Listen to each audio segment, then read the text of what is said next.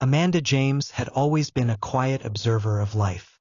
Born into a wealthy Legos family, her life was characterized by luxury, weekend trips to extravagant resorts, extravagant birthday celebrations, and wardrobes overflowing with designer attire. Yet, these comforts concealed the emptiness she experienced. Her parents, despite offering her every material necessity, were emotionally distant. Her father, a prominent lawyer, was overwhelmed with legal cases, while her mother managed a continual stream of charity functions and spa visits. Often, Amanda dined alone at their expansive dining table, her nanny occasionally providing kind yet empty reassurances. "Your parents are busy, my dear," they would say, but Amanda craved more than their absence rationalized. She wished to be seen, heard, and loved. When her parents opted to enroll her in an all-girls grammar school, they framed it as a new opportunity, but in reality, it was a convenience for them, a means to clear their calendars while placing Amanda in a school recognized for its discipline and academic excellence. Amanda did not contest the decision.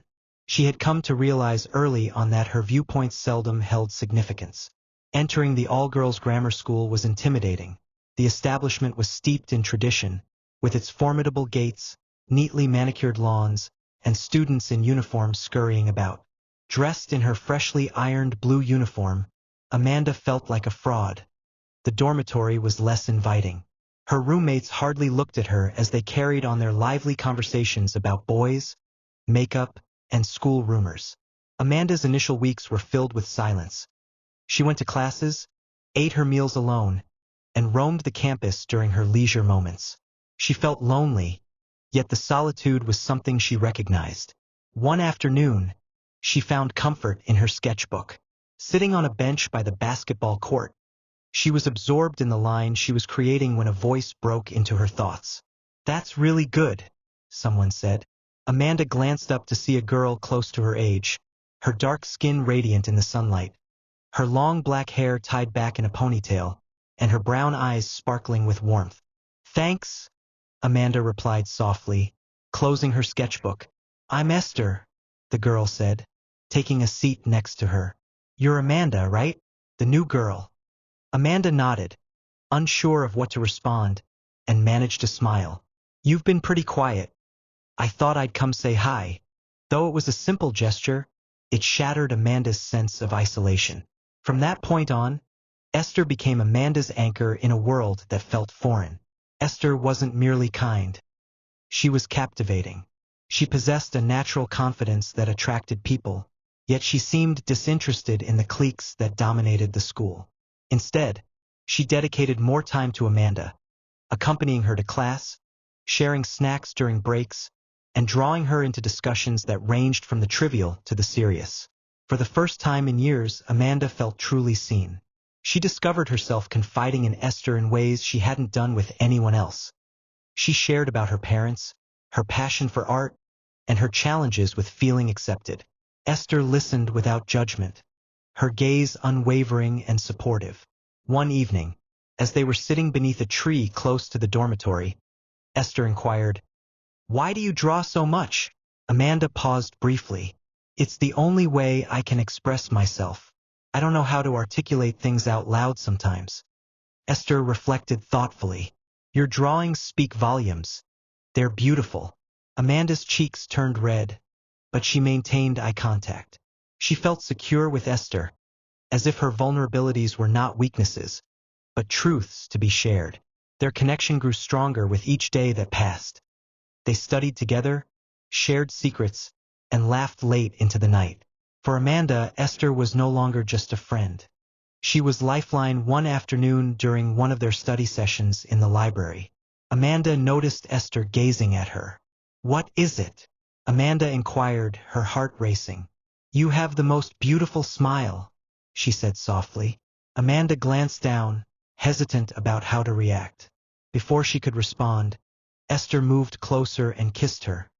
It was gentle and brief, over almost before it started. Amanda froze, her heart racing in her chest. "I'm sorry," Esther exclaimed quickly, pulling away. "I didn't mean to make you uncomfortable." Amanda was at a loss for words. She had never considered being with a girl before, and the kiss left her feeling perplexed and unsure. The following days were tense. Amanda steered clear of Esther, not due to anger but because she was unsure how to process the incident. Yet, despite her confusion, she couldn't stop thinking about the kiss, the warmth of it, the sincerity. Eventually, Amanda came to realize she missed Esther. The absence of her laughter, her teasing remarks, and her steady presence created a void. One day, as Amanda sat alone by the lake on the edge of the school grounds, Esther appeared. Without a word, she took a seat beside Amanda, her expression unusually serious.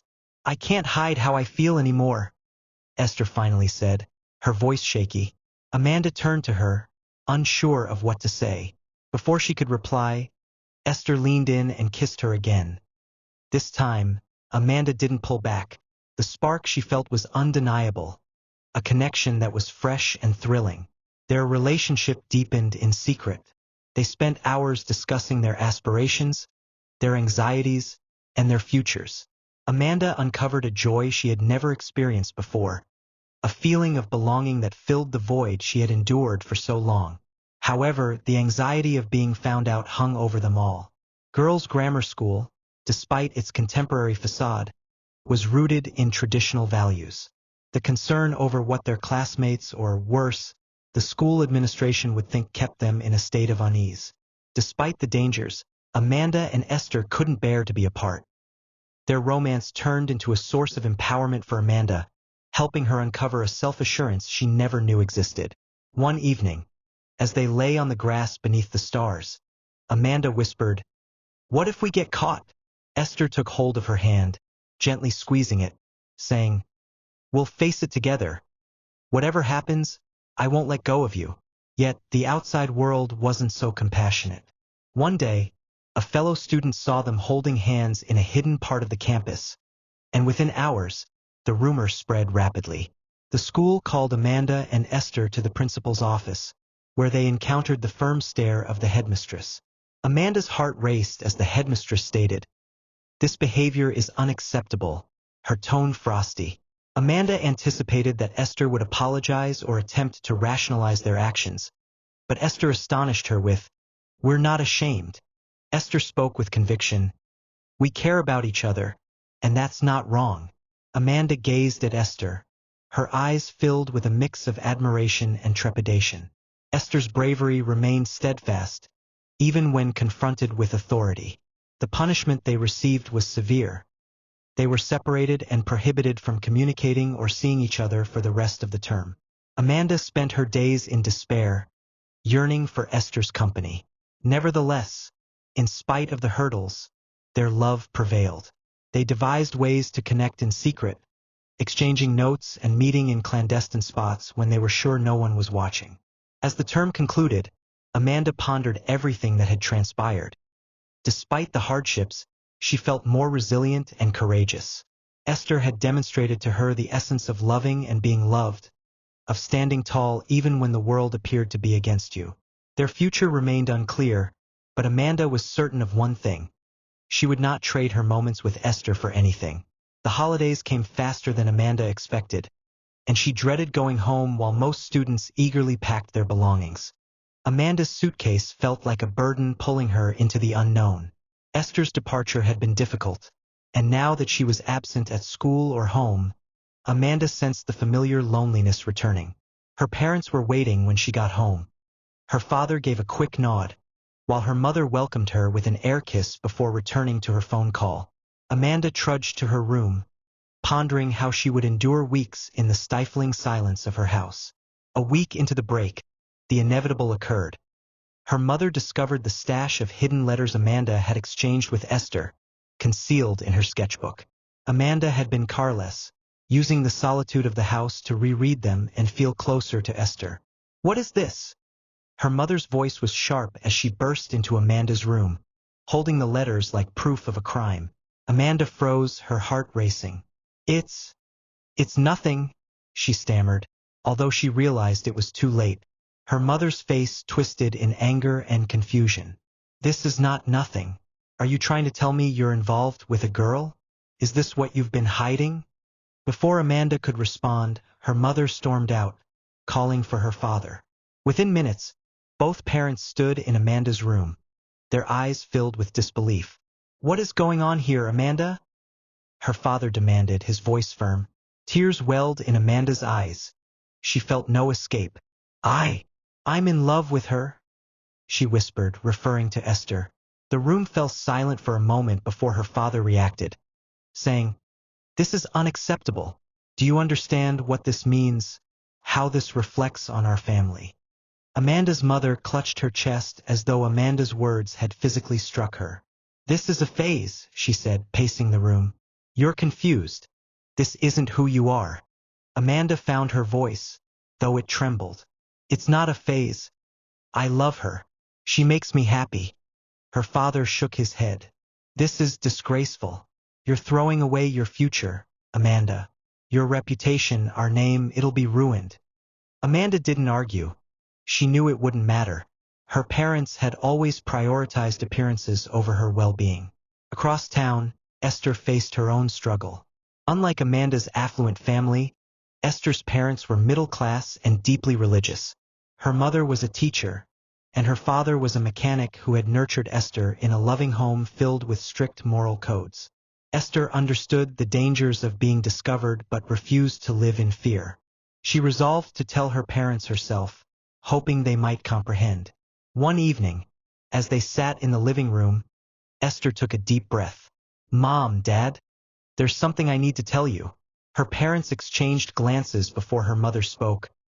"What is it, Esther?" I'm in love with someone," Esther started, her voice steady. "Her name is Amanda." The room fell silent. Her father put down his newspaper, and her mother's eyes widened in disbelief. Her mother repeated, her voice rising. "Yes," Esther said firmly. "I love her." Her father's expression darkened. "This isn't love, Esther. This is wrong. We raised you better than this." "It's not wrong," Esther countered, her voice breaking but resolute. "I didn't choose this. It's just how I feel." Her mother covered her face with her hands, tears streaming down her cheeks. "This is not how we raised you. You're going to destroy your life." Esther bore the weight of their disappointment but refused to yield. "I'm still me. I'm still your daughter. That hasn't changed." Her father stood abruptly. "This conversation is over. You will stop seeing her, Esther. Do you hear me?" Esther remained silent, knowing there was no convincing them now. The news spread rapidly among the families. Amanda's parents, furious and embarrassed, insisted on meeting Esther's family to resolve the conflict. Despite Amanda's objections, they arranged a meeting at Esther's house. When Amanda and her parents arrived, the tension was palpable. Esther's father greeted them coldly, while her mother barely made eye contact. Esther, standing in the corner, looked defiant but nervous. Amanda's heart ached for her. "This situation is unacceptable," Amanda's father began, his tone harsh. "Your daughter has clearly influenced ours inappropriately. We need to put an end to this." Esther's father bristled. "Influenced? My daughter isn't some deviant. Maybe your child is the one leading her astray." Amanda and Esther exchanged glances, their connection unbroken despite the turmoil around them.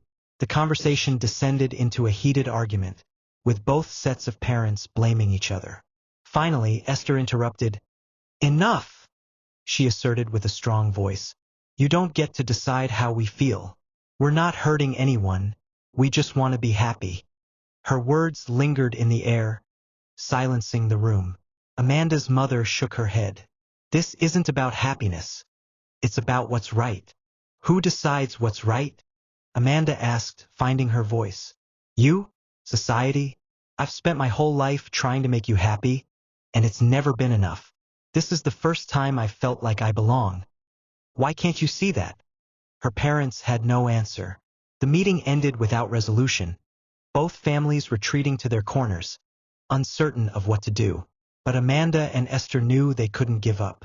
They resumed meeting in secret, using their limited freedom to maintain what they had. Amanda began standing up to her parents, refusing to let their judgment dictate her life.